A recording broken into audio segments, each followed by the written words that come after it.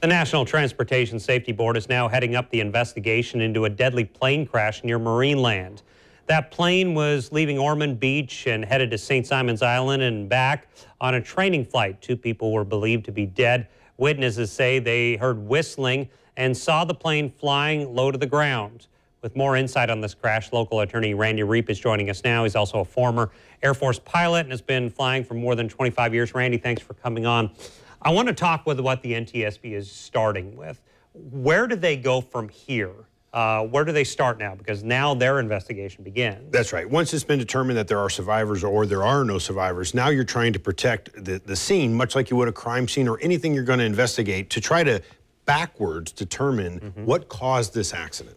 Can they do that? I mean, what do you look at the instrumentation? Do you look at flight plan? I mean, what do you use there? You're going to use all that, but it is amazing how good accident investigation has become to determine, for example, the propellers, when they impact the ground, will act differently depending on their speed. They'll be able to tell if one engine was not operating or operating at a different speed than the other engine. Those types of things will be very germane to finding out what caused this. So this appeared to be a flight instructor and a flight student.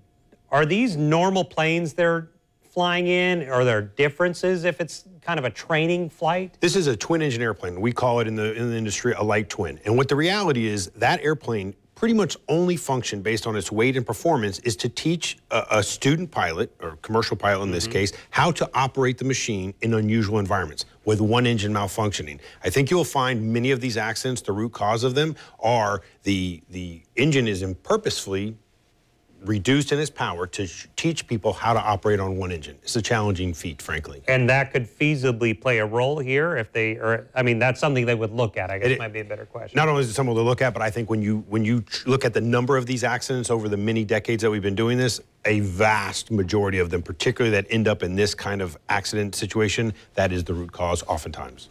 So the residents in the area, witnesses saying they heard a boom of some sort, it was low flying. Can we take anything away from that? I don't know. I will tell you that witnesses in an aviation accident are remarkably unreliable. Right. They hear a great many different things, and people, after seeing a tragic event, their brain will fill in the holes later.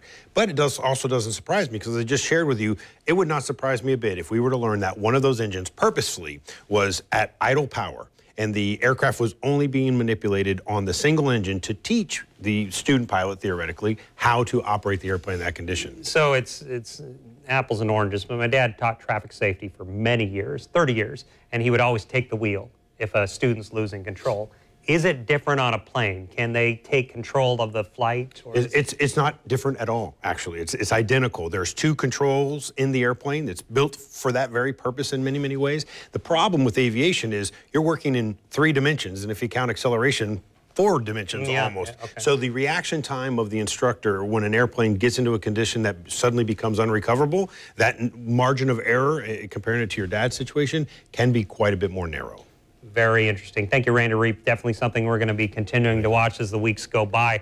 And we're always keeping you updated with the latest on this story. Please head over to newsforjax.com for any updates on this story.